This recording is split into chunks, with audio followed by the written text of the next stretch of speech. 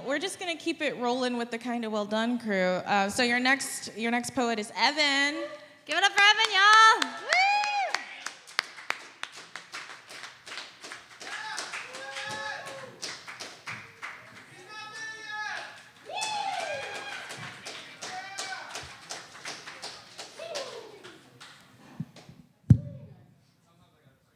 So to continue the theme that some people did, being Pride Month and all, it's a fairly recent revelation, but at the same time, not really. I am a bisexual man, but it's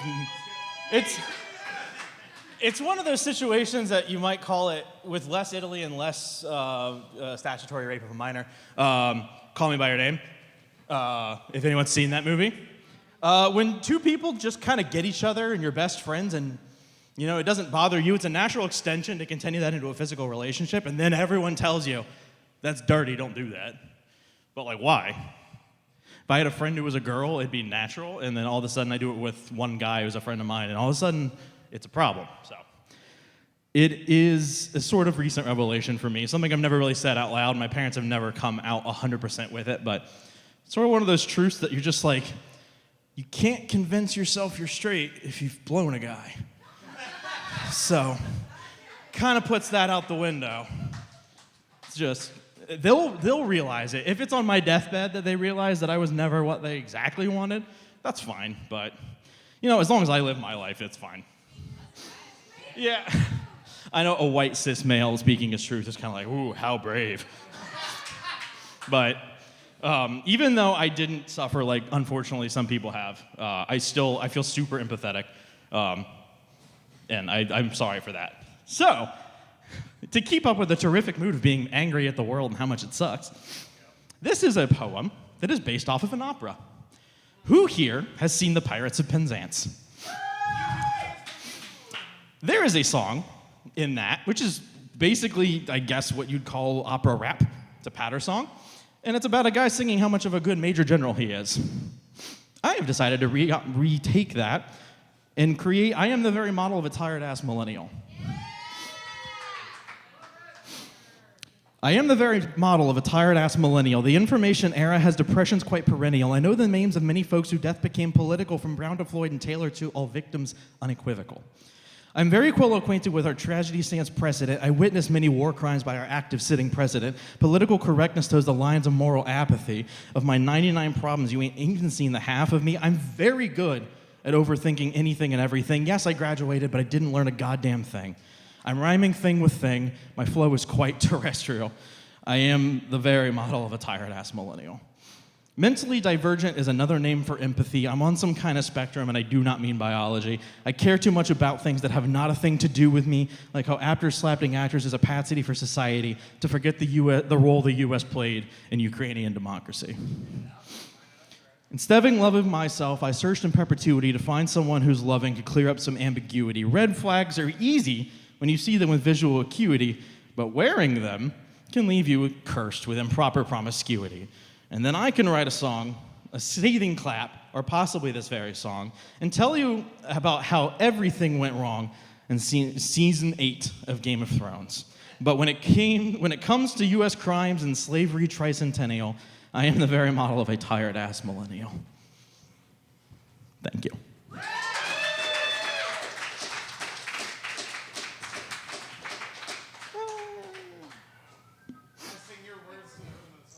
No, not quite.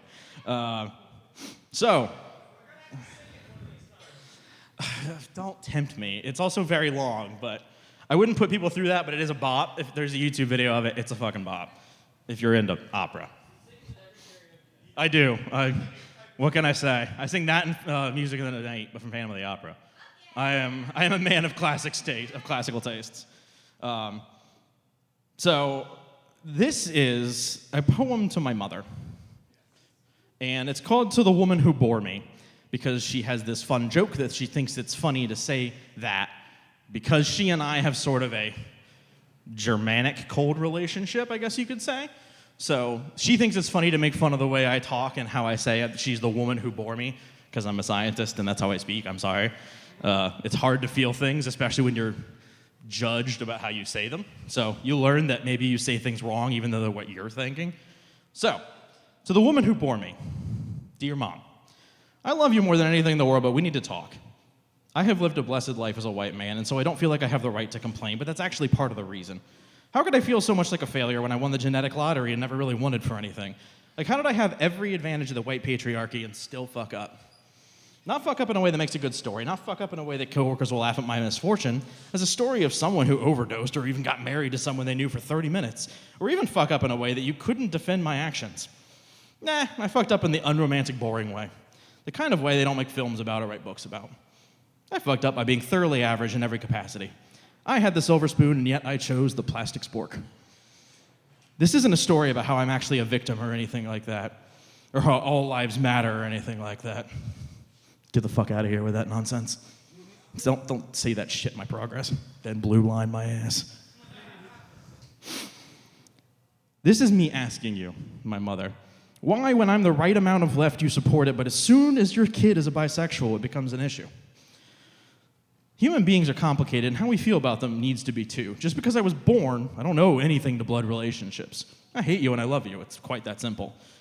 As I get older, I realize when you had me, you were basically a grown-ass child. I couldn't raise a child right now, and you weren't much older than me. When kids are having kids, they grow up together. Like the flavor profile of that bougie-ass wine you like, my feelings about you are complex and blended, possibly an oak finish as well. I love you, and I hate you. I am human, and you are too, so please listen to this as one person to another, not just as a doting mother to her maladjusted child.